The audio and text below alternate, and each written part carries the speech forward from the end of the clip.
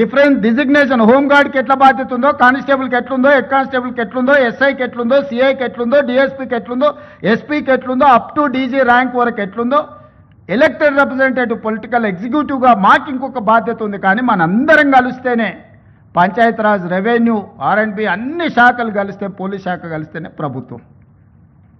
మరి మీరందరూ ప్రభుత్వంలో భాగస్వాములు, ప్రజలకు జవాబుదారీగా ఉండాల్సిన వాళ్ళు, ప్రజల కష్టాలు ఉన్నప్పుడు ప్రజలను ఆదుకోవాల్సిన వాళ్ళు, ప్రభుత్వం ఆర్థిక ఇబ్బందులు ఉన్నప్పుడు సహకరించాల్సిన ఉద్యోగ సంఘాల నాయకులు ఈరోజు సమరం ప్రకటిస్తారు. ఎవరి మీద సమరం చేస్తారు? ఎవరిని మీరు ఈరోజు ఎవరిని నిందించదలుచుకున్నారు? ఎవరిని కొట్టదలుచుకున్నారు? ఎవరి మీద మీరు యుద్ధం ప్రకటిస్తున్నారని నేను సంఘాల నాయకులను అడగదలుచుకున్నా. మీకు బాధ్యత లేదా? 35 సంవత్సరాలు ప్రజలకు మన జీత భత్యాలు ఇచ్చి రిటైర్ అయిపోయిన తర్వాత మనకు పెన్షన్ కూడా ఇచ్చి మన కుటుంబాలను ఆదుకుంటున్న 98% ప్రజల యొక్క పెన్షన్లు కానీ, రైతు రుణమాఫీ కానీ, రైతు భరోసా కానీ, ఉచిత కరెంటు కానీ, షాదీ ముబారక్ కానీ, కళ్యాణ లక్ష్మి కానీ, ఆర్టీసీలో ఆడబిడ్డలకు ఉచిత ప్రయాణం కానీ, ఇవన్నీ చేయాల్సిన బాధ్యత ప్రభుత్వ ఉద్యోగ సంఘాల నాయకుల మీద లేదా? ప్రజాప్రతినిధుల మీద మాత్రమే ఉన్నదా? మాకే కాదు, మీకు కూడా వాళ్ళే జీత భత్యాలు ఇస్తున్నారు. మీకు ఉద్యోగాలు ఇచ్చింది కూడా ఈ ప్రజలే కదా. మీకు ఉద్యోగాలు ఇచ్చిన వాళ్ళే మాకు ఉద్యోగాలు ఇచ్చారు. మనందరం కలిస్తేనే ప్రభుత్వం. దయచేసి ఉద్యోగ సంఘాల మిత్రులకు, నాయకులకు నేను విజ్ఞప్తి చేస్తున్నా, ఇది ప్రజాప్రభుత్వం, ప్రజల కోసం పనిచేస్తున్న ప్రభుత్వం. ఏదైనా విషయం ఉంటే చర్చించండి, మాట్లాడుకుందాం. ఈరోజు కూడా నేను స్పష్టంగా చెప్తున్న వేదిక మీద నుంచి, ప్రతి నెల ఈ తెలంగాణ రాష్ట్ర ప్రభుత్వానికి వస్తున్న ఆదాయం 18,000 నుంచి 18,500 కోట్లు. కానీ ప్రతి నెల నాకు కనీస అవసరాలు తీర్చడానికి 22,500 కోట్ల రూపాయలు కావాలి. ఈరోజు మీకు ఇచ్చే జీతాలు కానీ, మీ పెన్షన్స్ కానీ, లేకపోతే ఈరోజు సంక్షేమ పథకాలు కానీ, రాష్ట్రంలో ఉన్న పనులు చేయడానికి 22,500 కోట్ల రూపాయలు కావాలి. 4,000 కోట్ల రూపాయలు ప్రతి నెల ఆదాయం తక్కువ ఉంది. అప్పుడప్పుడు ఆశా వర్కర్లు అంటుంటారు మా జీతం రాలేదని, ఇంకోసారి అంగన్వాడీ వాళ్ళు అంటుంటారు, ఇంకోసారి అవుట్సోర్సింగ్ వాళ్ళు అంటుంటారు. మా రామకృష్ణారావు గారు, మా బట్టి విక్రమార్క గారు చేస్తున్నది ఏంటంటే, ఓ నెల ఈయన కాపీ ఆయనకి ఇస్తుండు, ఒక నెల ఈయన కాపీ ఆయనకి ఇస్తుండు, అడ్జస్ట్మెంట్ బడ్జెట్ పద్మనాభం పనులు చేస్తున్నారు. ఉన్నది 18,500 కోట్లే. 18,500 కోట్లల్లో ఈరోజు 7,000 కోట్ల రూపాయలు అప్పుకు పోయింది. 5,000 నుంచి 5,500 కోట్ల రూపాయలు మీ జీత భత్యాలకు పోయింది. 13,000 కోట్లు పోయిన తర్వాత నా చేతిలో మిగులుతున్నది 6,000 కోట్లు నికరంగా. ఈ 6,000 కోట్ల పెన్షన్ ఇవ్వాలన్నా, వృద్ధాప్య పెన్షన్ ఇవ్వాలన్నా, రైతు రుణమాఫీ చేయాలన్నా, రైతు భరోసా ఇవ్వాలనా, షాదీ ముబారక్ ఇవ్వాలనా, కళ్యాణ లక్ష్మి ఇవ్వాలనా, ఫీజు రియంబర్స్మెంట్ కట్టాలనా, ఏమేం పథకాలు చేయాలి? ఈ అన్ని పథకాలు చేయాలంటే నాకు 22,000 కోట్ల చిల్లర కావాలి. ఈ 18,000 నుంచి 18,500 కోట్లలోనే ప్రతిరోజు కూర్చొని రూపాయి మీ జీత భత్యాలు, నెల జీతం వస్తే ఇంటి ఖర్చు ఎంత, పాల ఖర్చు ఎంత, హాస్పిటల్ ఖర్చు ఎంత, పిల్లల ఫీజులు ఎంత, మీరెట్లా ప్రణాళికలు చేసుకుంటున్నారో, ఈ రాష్ట్ర ప్రభుత్వాన్ని నడుపుతున్న నేను కూడా అట్లనే ప్రణాళిక వేసుకొని రూపాయి ఎక్కడ ఉంది, ఎక్కడ ఖర్చు పెంచకుండా దుబారా మొత్తం తగ్గించి, ముఖ్యమంత్రిగా ఎక్కడికి పోయినా నాకు ప్రత్యేక విమానం తీసుకొని పోవచ్చు. ప్రత్యేక విమానం కాదు కదా, మామూలు విమానంలో కూడా ఎకానమీ టికెట్ కొనుక్కొని పోతున్నా. విదేశాలు పోతే కూడా ఫస్ట్ క్లాస్ ఏది కావాలన్నా ముఖ్యమంత్రికి ఆ హోదా ఉంటుంది. నేను ఆ టికెట్లు కూడా కొనుక్కోవడం లేదు. చాలా నార్మల్ సామాన్య ప్రయాణికులతో నేను ప్రయాణం చేస్తున్నా.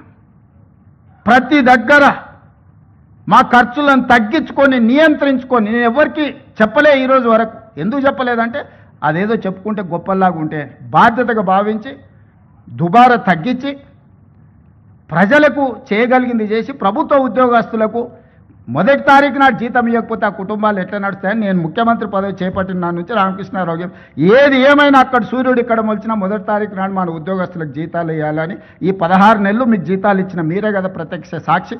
గతంలో మీకు ఏం కావాలన్నా విడతల వారిగా మీ జీతాలు వచ్చేది. మరి ఇవాళ మీకోసం పనిచేస్తున్నా, ప్రజల కోసం పనిచేస్తున్నా, మీరు వేరు, మీరు మేము అందరం కలిస్తేనే ప్రభుత్వం. నేను స్పష్టంగా ఉద్యోగ సంఘాల నాయకులకు చెప్పదలుచుకున్నా, మీరు వేరే మేము వేరే కాదు. మీరు మేము కలిసి 99% ప్రజలకు మంచి చేయడం కోసం మనం ఇక్కడ ఉన్నాము. మనం సమరం చేయడానికి ఇక్కడ లేం. ప్రజల మీద యుద్ధం చేసిన వాళ్ళు ఎవరు బాగుపడ్డోళ్ళు లేరు. ప్రజలు ఊరుకుంటారా? ప్రజల మీద యుద్ధం చేస్తే ఎవరి మీద యుద్ధం చేస్తారు? ఈ 9 లక్షల మంది ప్రభుత్వ ఉద్యోగులందరూ కలిస్తే మీరు మేమందరం కలిస్తేనే ప్రభుత్వం, మనందరం కలిసి పనిచేస్తేనే పేదలకు మేలు జరుగుద్ది. రాజకీయ నాయకులు రాజకీయ పార్టీల చేతుల్లో పావులుగా మారకండి అని చెప్పి నేను ప్రభుత్వ ఉద్యోగ సంఘాల నాయకులకు విజ్ఞప్తి చేస్తున్నా.